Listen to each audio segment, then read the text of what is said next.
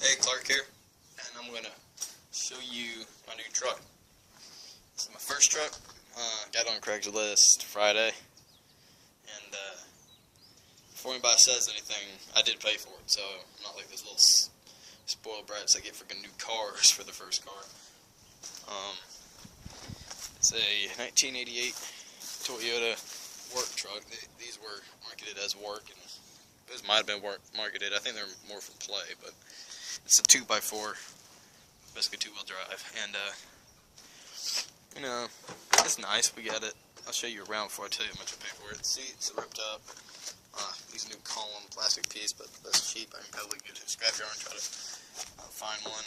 But these Toyotas are hard to find in scrapyards because they last a long time. The bed in it's completely solid.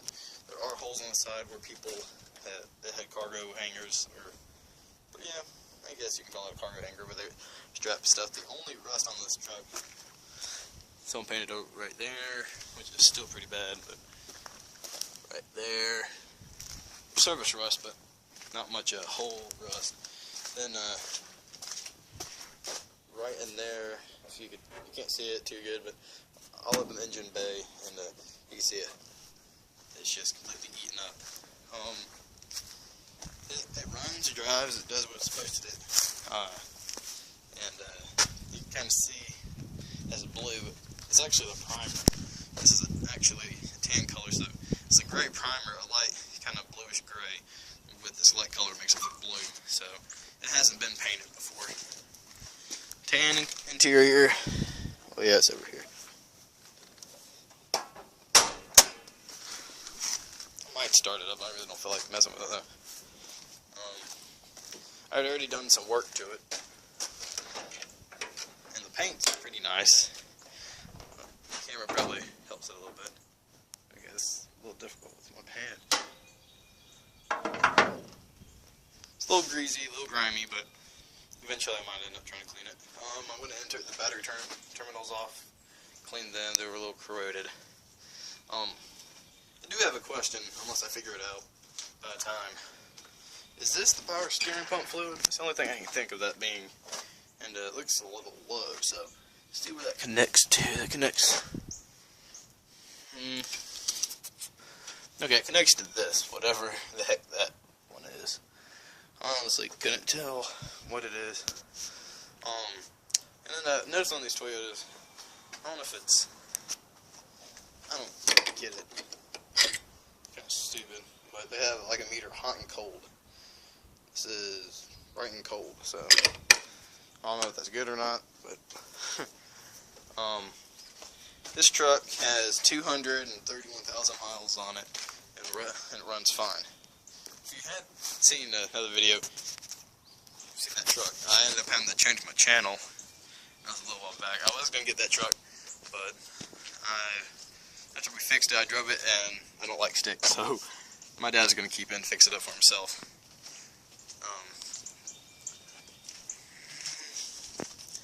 Oh yeah, I did pick this truck up for about $1,700, and the tires still have a lot of tread. They're all like that. They're a little cracked, but they're fine for around town, I guess. But you get probably about 50% tread left on that, or more. And so you notice that I don't got the shield, because right when we got it would tick, and it came from the exhaust. We thought we had a crack in the exhaust, so we had our mechanic come by to diagnose it or whatever, and he said the manifold was loose, so the bolts, some were already broken off. There's only a couple, and the freaking rest of the bolts broke, so I can't put the shield back on there. I'm going to have to re-tap the holes for it eventually, and I did heat the bolts, still didn't do anything. Let it cool. I sprayed WD-40, let it sit for a while, still didn't do anything, and I had to fix that leak, so I tightened all the exhaust manifold bolts up to 45 foot-pounds of torque. That's what my mechanic told me to do. Yeah, it seems it works now. I don't know if I need to replace that gasket because of it. You know, you could actually see. Maybe I can zoom up here. But right there. See if I can move my finger.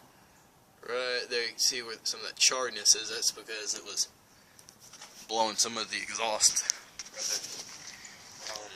It does have a small radiator leak, but it's so tiny. We drove for about 40 minutes and it dropped about 2 times. And there's like, you can't even see it leaking right here. So we're just going to get some radiator fix stuff. I might go ahead and start it up. I don't know. I feel like starting it. Maybe I'll make a starting video. I don't think I got my key out here. It starts pretty quick. In the mornings, if it's real cold, you have to pump it while you're starting it.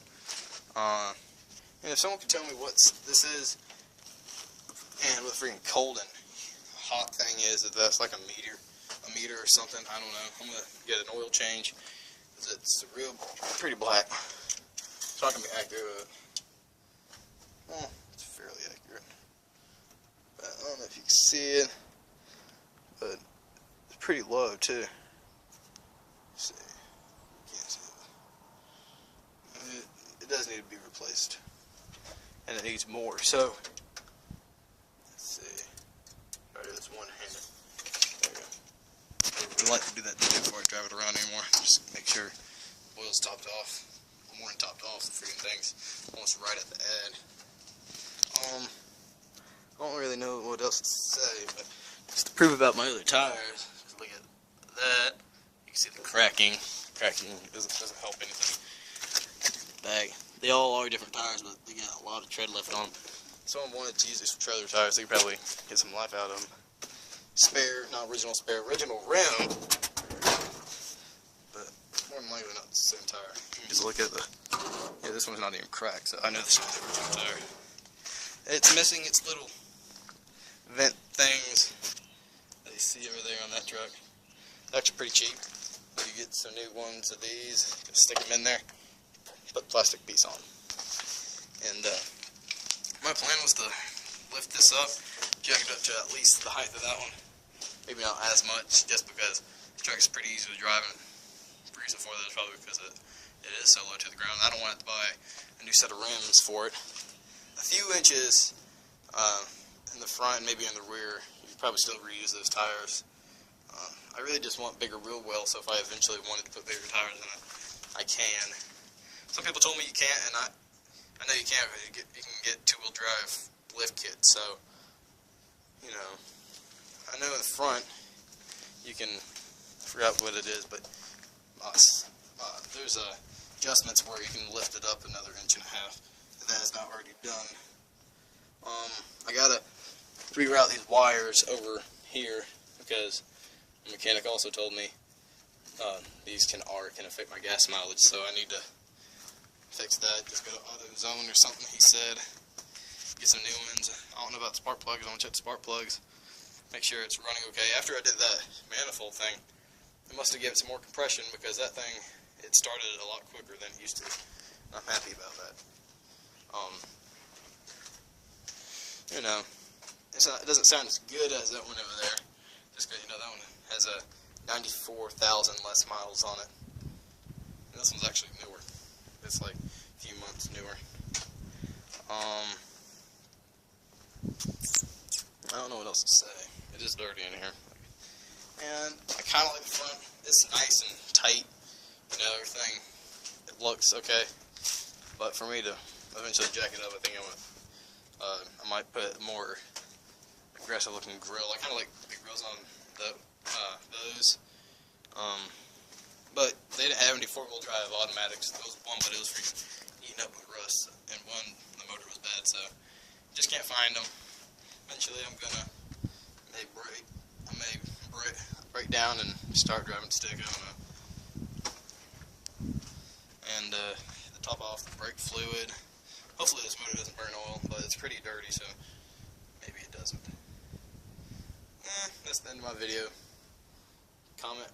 Well, before I go, I do want to know what you guys want to think about maybe having it jacked up, because these trucks kind of got freaking pimp car, because they're freaking low. They're not that low, but they're lower than I like them to be, so my plan is to jack it up. I want to hear what you guys got to say, where I can actually get good quality pieces to jack it up. And comment, rate, subscribe.